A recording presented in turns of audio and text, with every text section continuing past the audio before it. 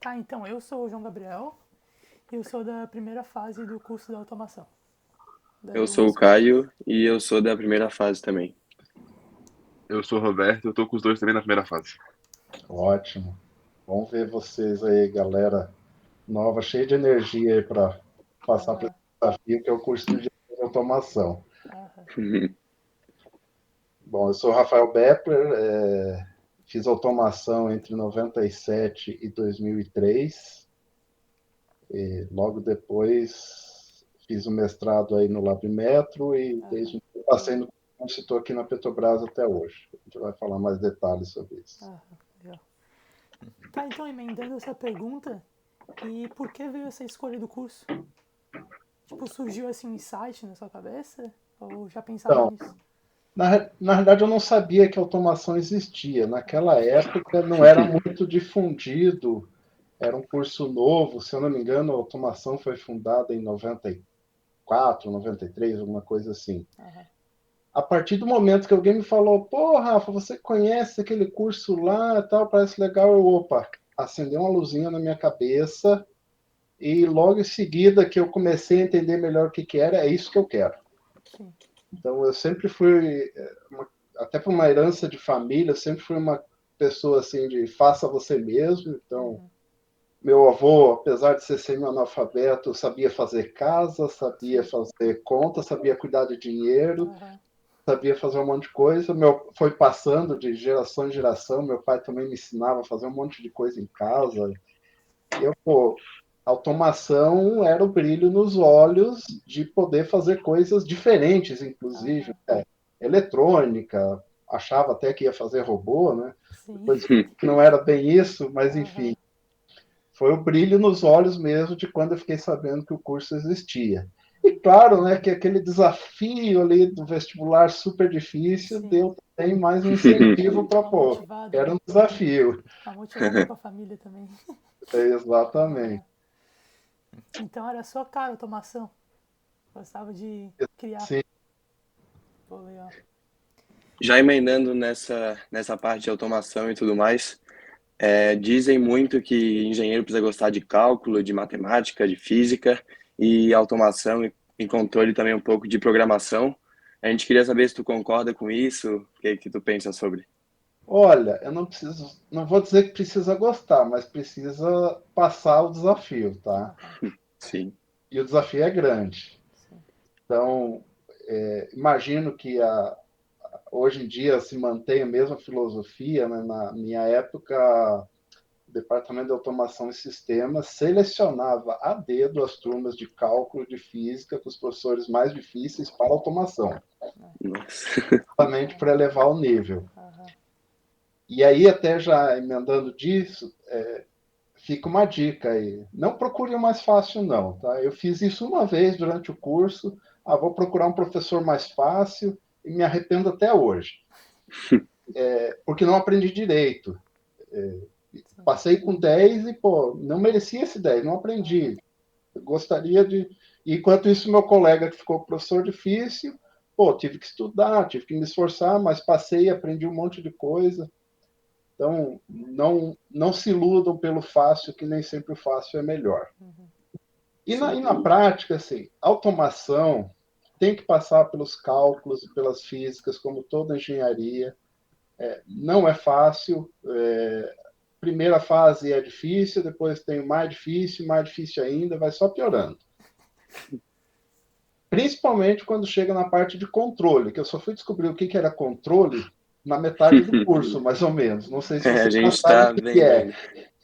É, os veteranos realmente falam isso pra gente. Então, pois é, controle pô, é muita matemática para você conseguir fazer as coisas funcionarem automaticamente, principalmente os processos, os sistemas analógicos e tudo mais. Mas, pô, é muito interessante, tá? Porque você vê coisas que se aplicam na prática, então não é só teoria, coisa que só serve para papel. Tem um campo de quem vai trabalhar em automação gigantesco para desenvolver essas áreas, então quem gosta de cálculo vai se dar bem. Quem não gosta tem pelo menos sobreviver, suportar e conseguir passar os desafios, tá? Tem bastante, não tem jeito. A gente teve prova de cálculo hoje. E a questão de... eu já esqueci tudo, tá, gente? Não sei mais fazer cálculo quase nenhum. Mas por isso que eu digo, precisa passar pelo desafio da faculdade. Sim. E o desafio da faculdade, às vezes, é mais importante que a própria matéria, porque a gente fica... eu esqueci o termo agora, mas a gente fica mais robusto, a gente fica mais forte, a gente fica mais resiliente, essa é a palavra. Então, a faculdade, ela faz a gente sofrer, tem que estudar muito, é um monte de matéria ao mesmo tempo, é trabalho, mas isso é uma preparação para a vida profissional, é superação de desafios. Então, esse é, no fundo, o mais importante. E aí a automação cai como uma luva, pelo nível do curso, pelo nível dos alunos que entram.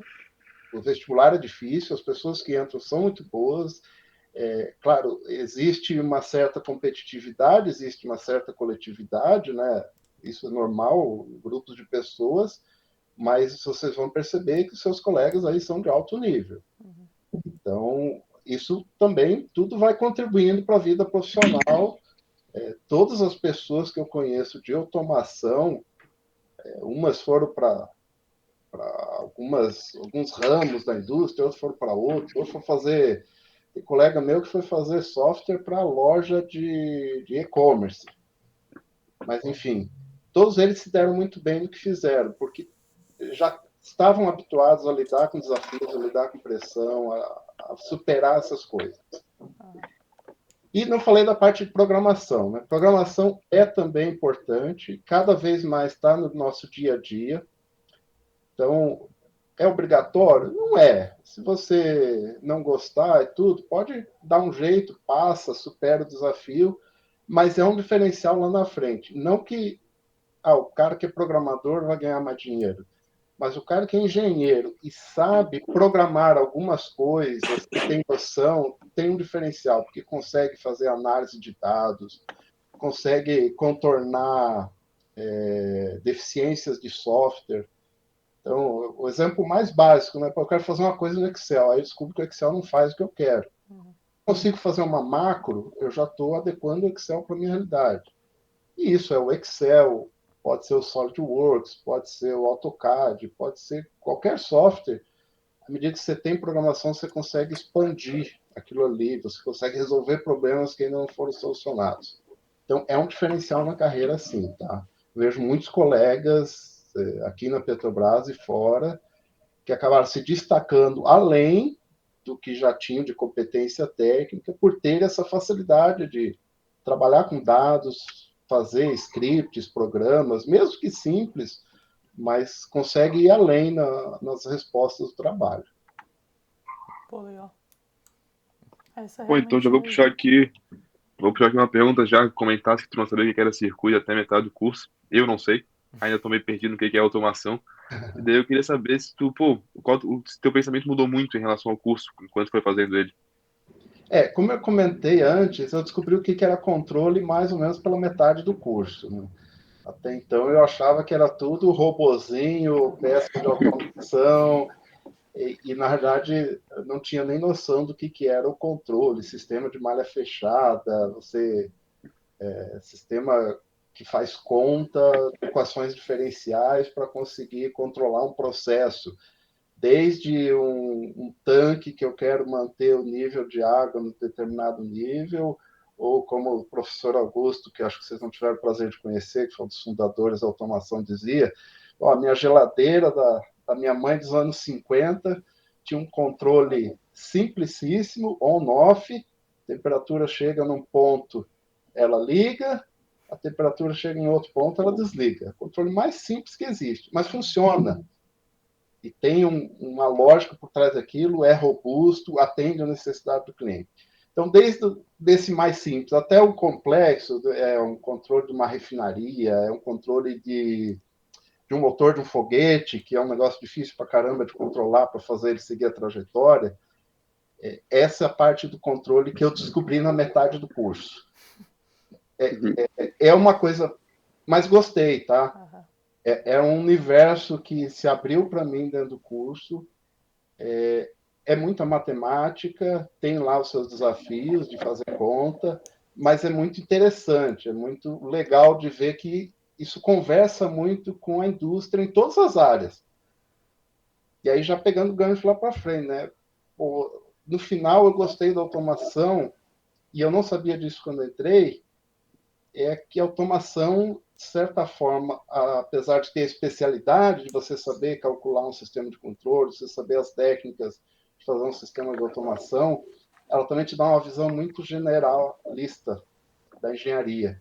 Então, o engenheiro de controle de automação ele tem noções de química, de física, de computação, de mecânica, de elétrica, de civil.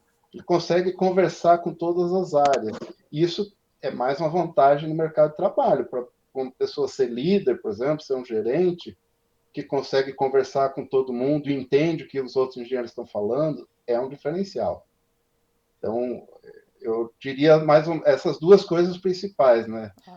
Aprendi o que era controle no meio do curso e no final gostei muito de ver que eu, apesar de ter a especialidade de controle de automação, tem essa visão geral de engenharias, poder fazer interface com outros tipos.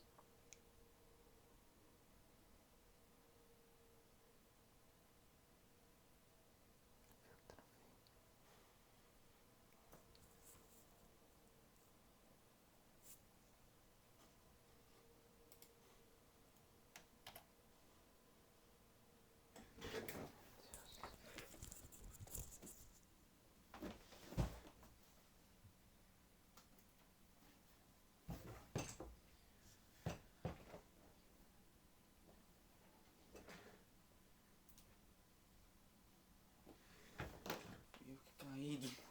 Ai, que saco.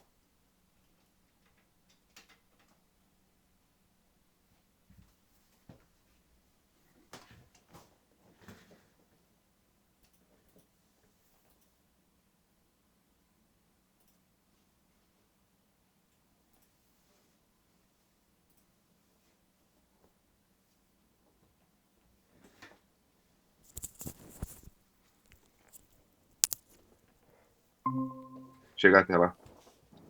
Então, a história até é parecida com a própria entrada no curso de automação, né? Um dia a gente no almoço, conversando lá no RU, na fila, e aí, pô, você não vai se inscrever na graduação de sanduíche? Que graduação de sanduíche? O que é isso aí? O que vocês estão falando? Não, você tem que se inscrever, é um negócio muito bom e tal. Pô, não estou sabendo de nada. E aí fui pesquisar. Então, basicamente, era um programa da CAPES, chamado Graduação de Sanduíche. A ideia era fazer o 4º ano de engenharia no exterior para trazer, vamos dizer, conhecimento, capacitação para os profissionais brasileiros. Então, basicamente, o jeito de entrar era uma prova do CESP, uma espécie de concurso público. Na época, tinham 250 vagas, eram 100 vagas para a Alemanha, 100 vagas para a França e 50 para os Estados Unidos. Então, o pessoal rapidamente me convenceu, né, quando eu descobri o que era, tinha bolsa, pagavam para a gente estudar, pagavam passagem, enfim, era um programa bem robusto. E até foi um orgulho de ver, de novo falando, o alto nível dos alunos de automação. Dos 10 alunos da minha turma que fizeram a prova, 9 passaram, foram selecionados. Tá? Então, tem colegas meus que foram para a Alemanha, teve um colega que foi para os Estados Unidos e outros colegas que foram para a França. E aí a questão, por outro, foi muito bom, tá? Vale a pena, procure fazer isso. Se não for fazer um intercâmbio, viajem, conheçam outros países, conheçam outras culturas. Nem tudo funciona como aqui no Brasil. Tem coisas que são melhores, tem coisas que são piores. A gente tem que abrir a nossa cabeça para outras formas de ver o mundo, ver o trabalho, ver a relação com as pessoas. Mas, por outro lado, não tinha na época, por exemplo, a questão de diplomação.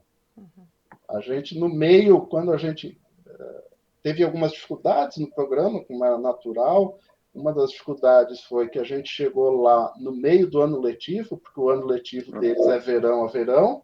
A gente chegou em em janeiro para fevereiro, chegou na metade do ano letivo, então a gente teve que se encaixar ali no que já estava em andamento, e depois a gente saiu de novo na metade. E a outra questão é assim, a diferença de currículos, né? É muito heterogêneo, apesar de ser engenharia, a forma como é dividido os programas das disciplinas, tem muita coisa diferente. Então, a gente até apelidou que era o ano ganhado perdido. Dessas todas as disciplinas que eu fiz no ano, eu aproveitei uma obrigatória e uma optativa. E continuei feliz de ter ido. Tá?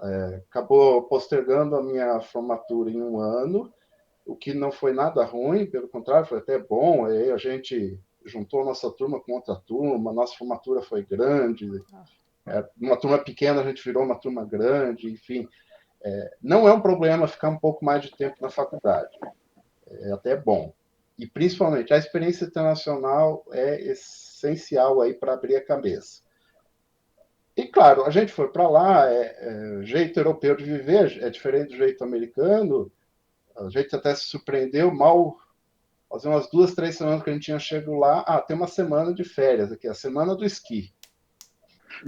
Pleno, meados de fevereiro. Legal. Mas nós não vamos esquiar, não, nós vamos passear, nós queremos conhecer a Europa. Aí juntava a galera, dividia as despesas, alugava um carro e a gente saía viajar. E com isso conhecemos mais ainda outras culturas, outras coisas, outras formas de ver. Então, seja intercâmbio, seja viagem, seja estágio, vale a pena, tá, gente? E aí, até abrindo gancho para outras coisas, talvez vocês perguntem pela frente, é a questão do momento da vida de vocês. Agora vocês estão solteiros, vocês não têm compromisso de ter que ter uma renda para sustentar uma casa e tudo mais. Esse é o momento que vocês podem fazer as coisas mais difíceis, seja um mestrado, seja morar em outro país, seja morar em outra cidade para conseguir um emprego diferente, ganhar experiência. Depois vai ficando cada vez mais difícil gerenciar essas coisas. Então, como eu falei, não se apeguem, eu quero me formar logo para ir trabalhar. Aproveitem esse tempo, que é um tempo único que não vai se repetir depois. Para aprender mais, para pegar essas oportunidades. É feira, é congresso, juntar com outra universidade para ver o que a outra universidade está fazendo, trocar ideia, trocar projetos. Essas coisas que vão enriquecer muito a visão de vocês. Não digo nem o currículo, mas é a cabeça de vocês para enfrentar o mercado de trabalho. Então, tipo assim, a língua inglesa é fundamental, né? Na sua opinião. Sim. Tive a chance, nesse programa, né, tinha entre várias vantagens da bolsa, da passagem, tinha auxílio de custo para várias coisas. Eu, no caso, fui para a França, ganhamos um curso de francês intensivo, tanto antes de sair aqui, quanto a gente chegou lá. Eu não sabia nada, foi até o nível de ficar fluente. Mas a gente, para viajar lá, em muitos lugares, precisava do inglês. Então, inglês é fundamental, não tem jeito. E é mais uma coisa que, assim, quem como eu não teve, às vezes, a oportunidade, ou até não tinha a visão de que era tão necessário quando era criança, que é o melhor momento para aprender, mas antes tarde do que nunca. A UFSC, por exemplo, tem curso de inglês lá no básico, com o pessoal de humanas. É baratinho, só precisa acordar cedo lá para pegar a vaga no dia da matrícula. Mas, enfim, são bons cursos, são bons professores, são boas turmas. Quem tem vontade vai lá, pergunta, estuda, aprende.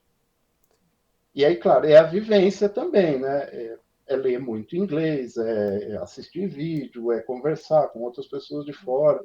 Tudo isso a gente vai desenvolvendo, independente de ter um curso matriculado ou não. E é essencial, porque não adianta. Hoje, assim, por exemplo, eu tenho um problema, eu vou fazer uma pesquisa de literatura. A literatura em português é muito limitada. A informação, os vídeos, até no YouTube, eu vou procurar uma informação mais específica, não vai ter em português, vai ter em inglês. Claro, tem as facilidades hoje em dia, tem legenda, tem outras coisas, mas vai ser em inglês, então tem que ter um entendimento. E eu já vi, na vida profissional, pessoas que não eram tão boas profissionalmente, mas que tinham um inglês impecável e deslancharam na carreira por causa do inglês.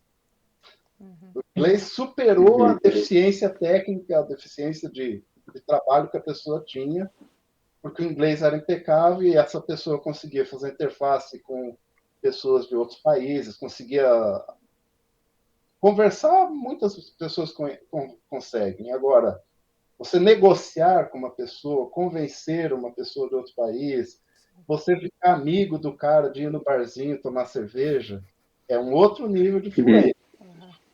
E aí, quem tem isso, tem um diferencial, consegue, vamos dizer, se enturmar mais. Na verdade, consegue abrir mais portas. Então, quem não conseguiu ainda o inglês, como foi o meu caso, eu entrei na faculdade, eu tinha noção, tal, mas muito longe de ser um inglês bom, fui me aprimorando e tem que fazer isso mesmo. Até a título de exemplo também, eu lembrei, lá na França, existe até uma preocupação da faculdade, muito maior quanto a isso, então tinham disciplinas que eram dadas em inglês. Terrível, né? Um francês falando inglês para você conseguir entender, não é fácil. Mas eram aulas em inglês justamente para forçar o pessoal. Ó, um dia vai chegar na vida de vocês, vocês vão ter uma reunião em inglês, vocês vão ver a apresentação em inglês, e vocês vão ter que lidar com isso. Então, é isso. E, falando também na França, né, questão de estágio. Essa foi uma parte boa também do programa, apesar de que, como eu falei, a gente entrou no meio do ano e saiu no meio do ano, mas daí a gente teve a vantagem de pegar as férias de verão lá. Então, meu orientador lá da faculdade conseguiu um estágio para mim. Aliás, ele conseguiu 2. O primeiro, um dia antes de começar, eu fui lá falar com ele, pô, tá ótimo, tudo certo, mas onde que eu me apresento? Com quem que eu falo? Daí ele, tem um probleminha aqui. O probleminha era simplesmente porque era um estágio numa empresa de aviação francesa e tem um regramento lá que não pode trabalhar gente de fora da Europa nas empresas de aviação por conta de segredo industrial. Mas aí, rapidinho, em questão de uma semana, ele arrumou um outro estágio. Eu fiz um estágio na Siemens Automotive, legal pra caramba. Estava desenvolvendo um sistema de injeção direta de combustível para a Renault. Quer dizer, tinha um piloto da Renault, eles queriam vender para outras empresas também. E, pô, você vê, a gente começou a ouvir falar de injeção direta aqui no Brasil agora, faz 2, 3 anos. Isso nos anos 2000 estava sendo desenvolvido lá. A segunda geração do sistema. Então, muito legal, assim, foram 2 meses só, mas o contato com o pessoal de desenvolvimento, tinha um motor que ficava 24 horas por dia praticamente rodando com um LabVIEW para capturar dados e sintonizar o sistema de controle. Tinha a parte de engenharia dos bicos injetores, de todo do sistema de bomba de alta pressão. Enfim, era toda uma equipe com cronograma para entregar o produto, tinha cliente. E eu entrei lá para fazer uma coisa que era simples, mas que eles gostaram muito. Eles queriam um sistema prático de dimensionamento do sistema para eles poderem mostrar para outros clientes. Eu quero chegar lá numa outra fábrica de carro, mostrar, esse teu motor aqui de tamanho tal, eu consigo fazer aqui com um header de alta pressão de tanto, uma bomba de tanto e tal, ele vai funcionar assim, assado. E, pô, fiz no Excel, aí coloquei macro, coloquei uns gráficos, algumas coisas legais, eles adoraram. Foi muito legal. E, claro, a parte mais interessante era conversar com as pessoas para entender como o sistema funcionava. Né? Então, como é que esse negócio do bico? Para eu poder fazer um modelo de como funciona o sistema, tem que saber como é que funciona o bico, como é que funciona a bomba. Aí eu ia lá e perguntava, o pessoal me explicava e tal, e eu tinha que entender, não tinha opção de, eu acho que entendi, senão eu não conseguia reproduzir no modelo. Então, também muito interessante essa parte de ver o ritmo da indústria deles lá, a seriedade no desenvolvimento, no trabalho, muito legal.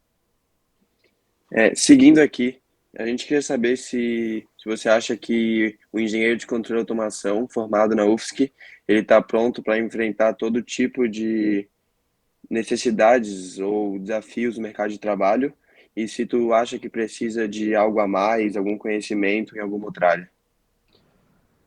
Pergunta difícil, hein, gente? Mas, enfim, como eu falei, eu não conheço nenhum colega meu que esteja desempregado, que não tenha conseguido fazer uma carreira.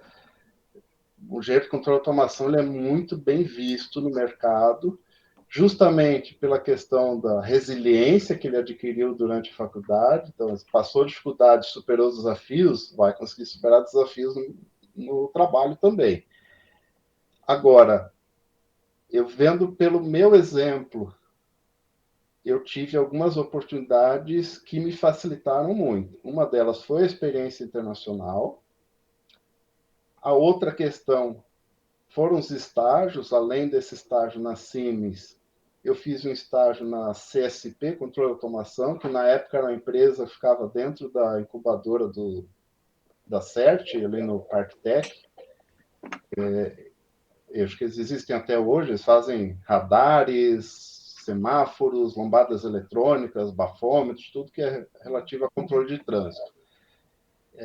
E era um negócio genial, porque é uma empresa pequena, uma startup, então se atravessava de uma sala para outra, saía da engenharia para a fábrica, onde estavam montando sistemas, era tudo ali dentro, você tinha acesso a tudo que era tipo de informação, poder conversar com as pessoas, poder ver as dificuldades do dia a dia, os desafios deles.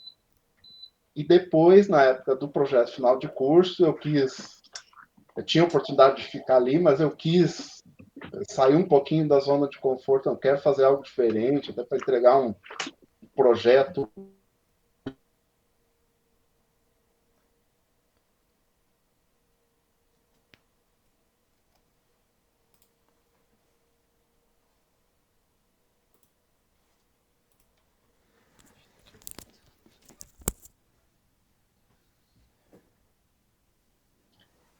E aí,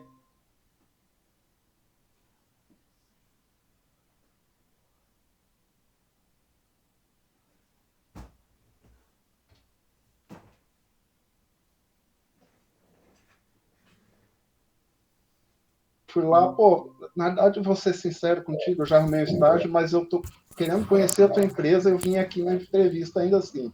Pô, o cara já gostou de mim, já queria passar a perna no outro estágio e me deixar ali. E lá na Klabin, eu acabei caindo no setor de instrumentação. Pô, aí era outro desafio de ir na fábrica, ver instrumento funcionando, não funcionando, dava problema. Aí me deram um desafio lá, pô, você tem que criar uma planilha Excel, que seja, um sistema aqui que controle a instrumentação da fábrica toda, porque tinha lá na fábrica, se eu não me engano, 1.200 ou 1.300 malhas de controle. Isso para um grupo ali não dava meia dúzia de técnicos para cuidar. Então é um desafio muito grande manter tudo funcionando, porque não dá para todo mundo ficar vendo tudo ao mesmo tempo. E com isso a gente trabalhou junto lá, aprendi muito.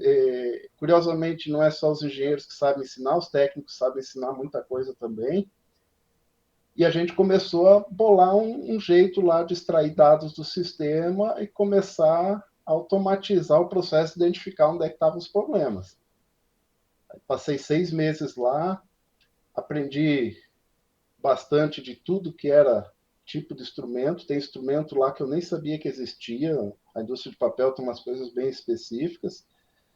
E conseguimos fazer o sistema funcionar, a gente apresentou, foi ótimo. Então, aquilo ali também abriu muito a minha cabeça e abriu portas. Quando eu estava terminando o estágio, estava na época de me formar, me formei um pouco atrasado, porque teve problemas de greve na época. Minha formatura seria segundo semestre de 2002, mas na prática foi em maio de 2003. E nisso caiu um e-mail lá na minha caixa falando de oportunidade de mestrado no LabMetro. Pô, parece legal. Eu já tinha tido aula de instrumentação, de metrologia durante o curso, vou me inscrever. E acabou que com aquela experiência de Siemens, de França, de CSP controle de automação, mexendo em automação, instrumento e tudo, e principalmente da Klabin, o pessoal me selecionou em primeiro lugar para o mestrado. Aí, pô, fiquei feliz pra caramba, até recusei ficar lá na Klabin para fazer o mestrado. E aí, o mestrado, assim, é obrigatório fazer mestrado? É bom fazer mestrado? Não.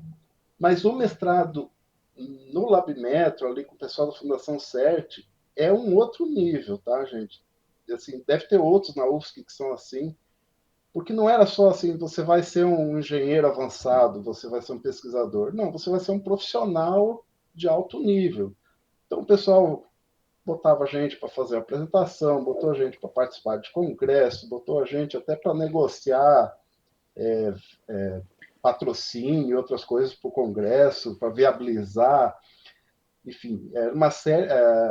O meu projeto daí era da ANP com a Petrobras, a gente fazia reunião com a Petrobras para discutir como é que ia desenvolver o protótipo, as tecnologias, negociar até verba. Então, era tão abrangente já no ritmo de negócio, de empresa, que abriu muito a minha cabeça também para o mercado de trabalho. Então, hoje eu sei que aqui dentro da Petrobras, algumas coisas, o fato de ter o mestrado no currículo me facilitaram, mas eu digo que mais do que no currículo é o que está aqui na minha experiência, no que eu ganhei ali de conhecimento em como resolver as coisas, como lidar com os problemas, como fazer as coisas andarem. Então, eu acho que é essa questão que a faculdade ela vai dar o conhecimento, vai dar a resiliência, mas tem que colocar a cara para aprender também do dia a dia. É estágio, é viagem, é conversar com outras universidades, é projeto que deve ter muita oportunidade agora de iniciação científica, é projeto de competição, exemplo aí tem competição de robô agora por aí afora, então essas coisas fazem a gente aprender muito porque é vida real, então as coisas não dão 100% certas, a gente aprende a resolver problema, aprende a lidar com as outras pessoas, trabalhar em equipe, a gente não consegue fazer nada sozinho. Então, esses complementos que vão ajudar muito na vida profissional de vocês. Pô, agora eu vou fazer uma pergunta do currículo do teu curso, né? Pô, faz mais de 20 anos, mudou bastante também. Tu acha que tem alguma coisa, alguma disciplina que tu poderia ter tido lá que poderia ter ajudado mais, ou até que a gente poderia ter hoje em dia que faria uma diferença grande? Olha, é difícil dizer porque teve muita disciplina. E até como eu mencionei, o curso de automação ele é muito abrangente, né? Ele sempre lida com noções de várias especialidades da engenharia. Eu diria hoje que não era uma questão de currículo, é mais uma questão de deficiência na didática de algumas disciplinas. Nem vou entrar no caso aqui, porque isso já deve ter sido tratado, os professores já mudaram ao longo dos anos, mas algumas disciplinas careciam de ter um professor mais didático, de ter uma visão mais prática, que eu sei que os colegas que precisaram trabalhar naquilo lá foram atrás e se desenvolveram de outras maneiras. Mas são poucas exceções, tá? Então, em termos de currículo, eu não diria assim, não vejo um grande gap, alguma coisa que faltou no curso. A não ser, é claro, a questão extracurricular que eu falei, que é estágio, que é ter essa vivência de mão na massa para ganhar experiência para o mercado de trabalho. Até um ponto positivo, né? A automação tem estágio e projeto final de curso. Na prática, 2 estágios. Isso já é um ponto positivo aí também para o currículo. Na marra, você tem que fazer 2. Sim. Então, Rafael, você comentou muito sobre pessoas, né? Queria te perguntar se você acha que essas habilidades mais técnicas, essas hard skills, seriam mais importantes que as habilidades interpessoais, assim, ou são coisas que se equivalem? Tipo, você saber lidar com pessoas é tão importante quanto. Se equivalem, mas depende muito do ramo que você vai trabalhar. Tá? Tem pessoas, por exemplo, que vão trabalhar mais na área de pesquisa ou de engenharia aplicada, que aí realmente é uma pessoa que vai fazer mais cálculo, vai ficar mais, às vezes, concentrada num tema específico para desenvolver ele de maneira avançada, seja um software, seja um modelo, projetar um sistema, enfim. Isso é uma visão, não deixa de ter interface com outras pessoas, né? Eu costumo dizer, todo mundo tem chefe, até o chefe maior tem chefe, que são os clientes da empresa, o governo, enfim, todo mundo tem chefe, então você tem que saber lidar com outras pessoas, e os maiores projetos não são feitos por uma pessoa só, são feitos por várias pessoas. E aí vem a questão não só da relação, mas também com um alinhamento. As empresas têm objetivos, elas têm o seu jeito de trabalhar, e a gente tem que ter a flexibilidade de se adaptar ao ambiente de cada empresa. Então, nem sempre isso é possível. Eu até recomendo um dia você cair numa empresa que você não bate com o santo daquela empresa, ou não deu certo, saia, procure outro lugar, não adianta insistir muito, o negócio não vai dar certo. Mas o que vai dar certo é quando você se alinhar aos objetivos da empresa, ao jeito da empresa trabalhar. Normalmente as pessoas estão muito abertas a sugestões, a melhorias, mas não adianta o cara que fica lá insistindo, eu não faço isso aqui que você está me pedindo porque eu não concordo. Uma hora a empresa precisa que você faça, então esse alinhamento é essencial, e aí vem as relações, as negociações, a questão de saber conversar, saber apresentar propósito, saber apresentar não é uma obrigação, mas é um diferencial enorme para quem quer carreira de liderança, seja liderança técnica ou liderança de gestão. Tem que saber falar, tem que saber apresentar, tem que saber convencer as pessoas.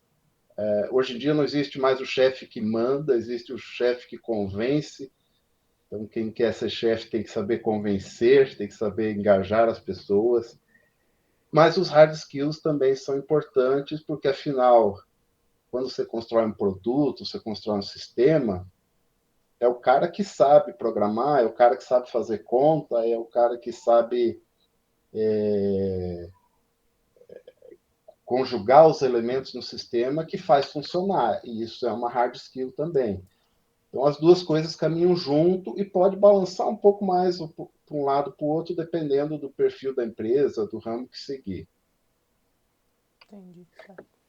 Já entrando nesse assunto de área de trabalho, quando que você decidiu qual área ia trabalhar e o porquê dessa área? Bom, eu costumo dizer que na minha vida, assim, eu não escolhi muitas coisas, as coisas me escolheram e eu gostei delas. Como eu contei da automação, né? Eu nem sabia que existia automação. Eu devia estar, sei lá, no primeiro, segundo ano, no segundo grau. Alguém me falou que existia, eu gostei e vou nessa. Assim foi a graduação sanduíche. Eu não sabia que existia, não tinha plano ainda de fazer nada. Veio a oportunidade, pesquei, me dediquei, fiz a prova e fui. E assim foi também. Eu estava lá no meio do mestrado, veio a notícia do concurso da Petrobras. Nunca tinha imaginado trabalhar na Petrobras.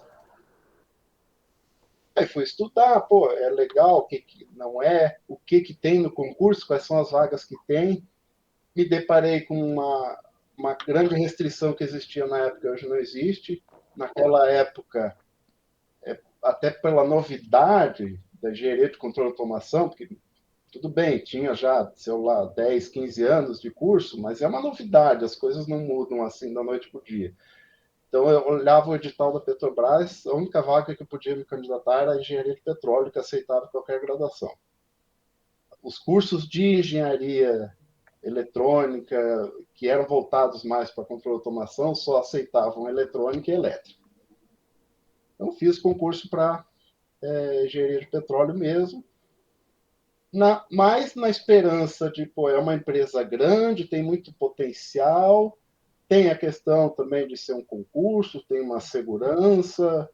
Então, vou ver como é que é. Vou fazer o concurso e me parece muito interessante a ideia. Nesse meio do caminho, eu não lembro exatamente quando, entre ficar sabendo, fazer prova, etc., surgiu uma oportunidade também para mim no PEM, se eu não me engano, é essa sigla, Programa de Especialização da Embraer no ITA. Basicamente, a Embraer tem um acordo com o ITA, ela seleciona todo ano um pessoal. Esse pessoal ele faz um contrato, tipo uma bolsa de estudos, faz o mestrado em aeronáutica no ITA, e depois, vamos dizer, não existe um vínculo, uma obrigação, mas a Embraer acaba contratando todo mundo na prática. Só não vai ser contratado alguém que der um problema muito grande para eles, alguma coisa assim. E aí é a mesma história que eu falei lá do estágio, né? Pô, já estava com o negócio da Petrobras em andamento e tal, eu fui sem pretensão nenhuma para o processo de seleção da Embraer. Então, quando você vai tranquilo, sem estar preocupado, sem estar nervoso, você se dá muito melhor. Aí lá teve prova de inglês, teve prova técnica de coisas, conhecimentos diversos de engenharia, teve entrevista, teve dinâmica de grupo, tudo que tem direito. Até que um dia me ligaram, você foi selecionado. Putz, não esperava ter chegado até aqui, o que eu faço? Me dá uns dias para pensar. Aí fui em casa, conversei com meu pai, com minha mãe, pô, não sei. E aí tem muita coisa na mesa e tal. Eu acabei apostando na Petrobras por dois motivos. Um, pelo tamanho da empresa e vamos dizer assim, pela perenidade do negócio. E isso eu vejo hoje que foi uma escolha muito boa. A Embraer é uma empresa excelente para trabalhar, mas ela tem uma deficiência, que é uma empresa que é voltada para projetos.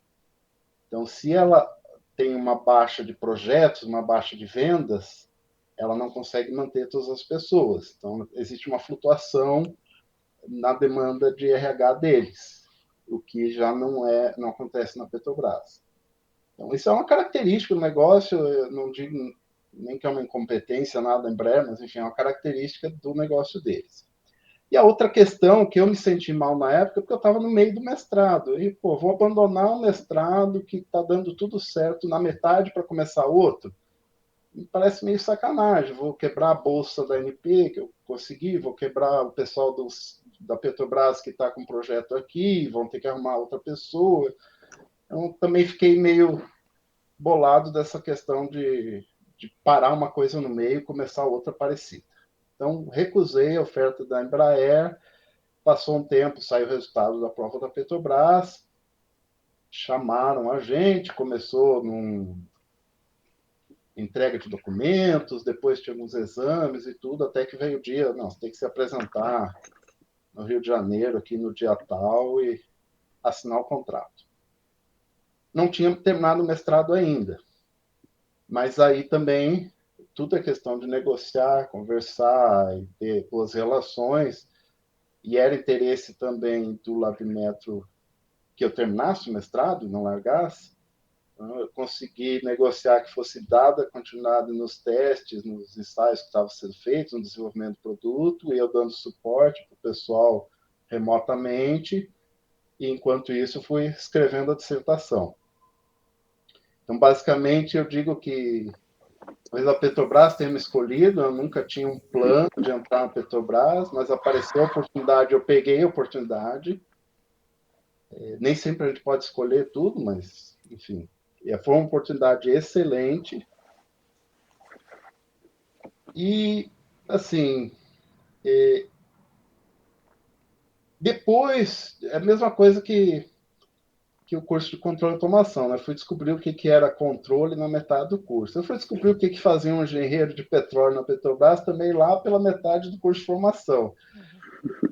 Enfim, é outra história, mas é muito interessante, assim, você vê que nenhuma decisão é para sempre. Tudo, você decide, você está indo numa direção, mas daquela direção tem várias ramificações, várias coisas que você pode caminhar para diferentes direções. Então, por mais que você entre numa empresa, você decida fazer um curso, dentro da empresa, dentro do curso, tem várias variantes, vários caminhos que você pode seguir. Seja aí, por exemplo, no curso tem disciplina optativa, seja numa empresa, você pode escolher um lado de gestão, um lado técnico, se especializar numa área ou outra.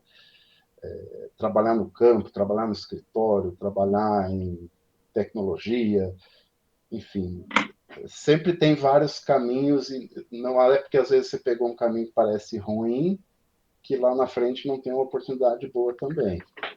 Tem que prestar atenção nisso. Mas basicamente foi isso. Eu acho que a Petrobras que me escolheu e não eu que escolhi ela no primeiro momento.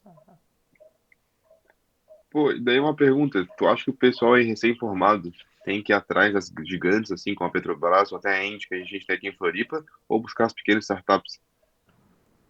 Eu acho que tem que buscar todas. Eu não diferenciaria assim, buscar grande ou buscar pequena. Cada um tem suas vantagens e desvantagens. Empresa pequena, normalmente as pessoas são mais faz tudo. Até porque tem um número menor de pessoas, cada pessoa tem que resolver uma série de problemas diferentes. Empresa grande tem mais pessoas especialistas dedicadas para cada um dos mini assuntos que tem lá dentro. Então você acaba podendo se especializar mais, mas por outro lado você tem que fazer interface com mais gente, você tem mais oportunidade de aprender, enfim.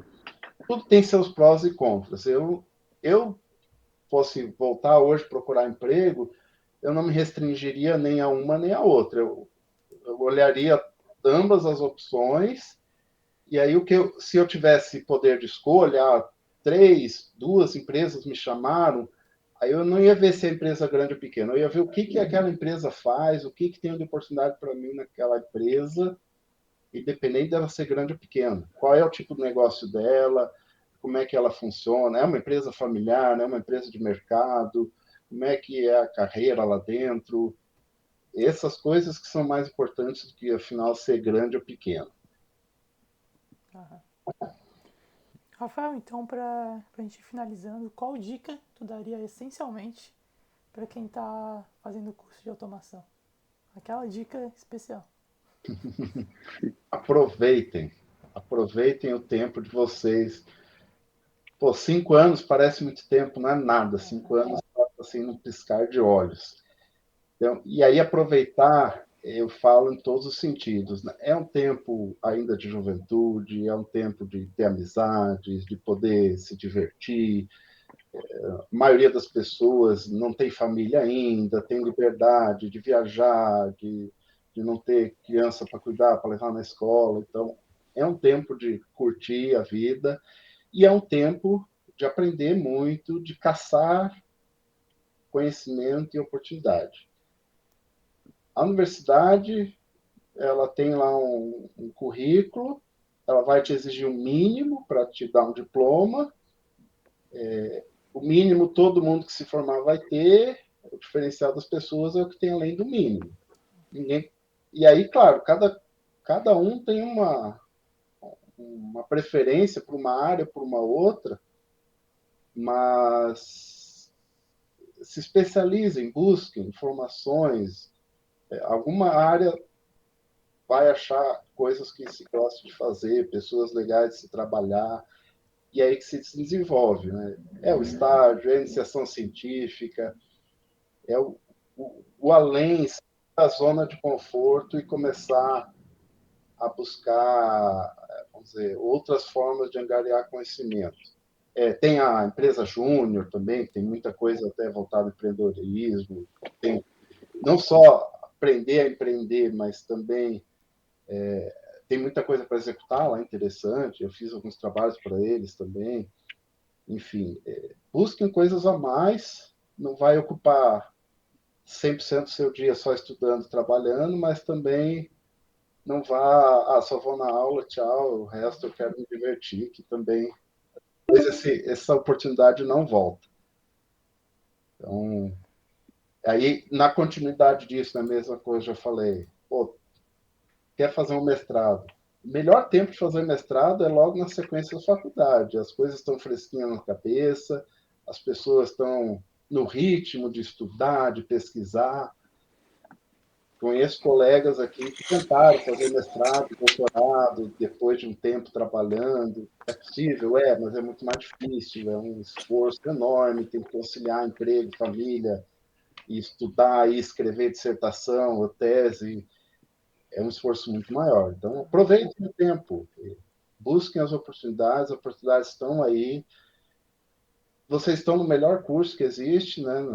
Estou suspeito para falar, mas eu falo, é o melhor curso que tem aí na universidade, para mim. Todos que entraram aí são de alto nível, os que vão sair também são de mais alto nível ainda. Não desanimem, sejam confiantes, tá? Vocês são bons. Vão ouvir muitos nãos na vida, estágio é difícil de conseguir, o emprego é difícil, mas não desanime, é esse começo.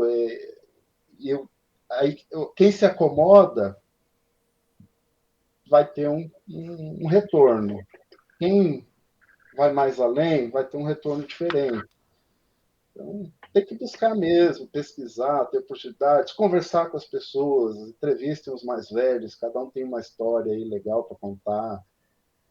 É nisso que vocês vão aprendendo. Os professores aí, pô, tem muita gente com experiência também, vão dar muitas dicas. Tem professor aí que tem acesso a universidades para bolsa no exterior. Enfim, busquem essas oportunidades. Esse é o momento de vocês se desenvolverem. Trabalhar, pode esperar mais um ano, mais 2, mais 5 anos. Não é isso que vai fazer diferença na carreira de vocês. A diferença é o ponto de partida. Fechou então, Rafael. Por hoje é isso. Então é isso. Pô, valeu aí, um prazer. Tirar esse tempinho Eu para que falar com a agradeço a gente. oportunidade.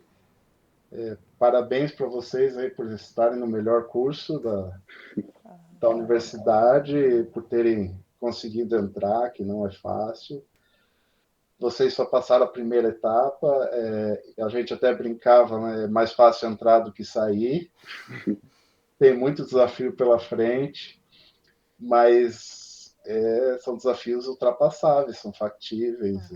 Muita gente sai. É questão de dedicação, companheirismo, uma pessoa ajuda a outra, busquem outras formas de aprender e tudo mais. Vocês vão se dar muito bem aí, tanto na carreira acadêmica quanto na carreira profissional. Fechou então. Muito obrigado. Pô, valeu. Obrigadão. Eu que agradeço. Um abração, Uma gente. boa Um noite. abraço, Rafael. Boa noite.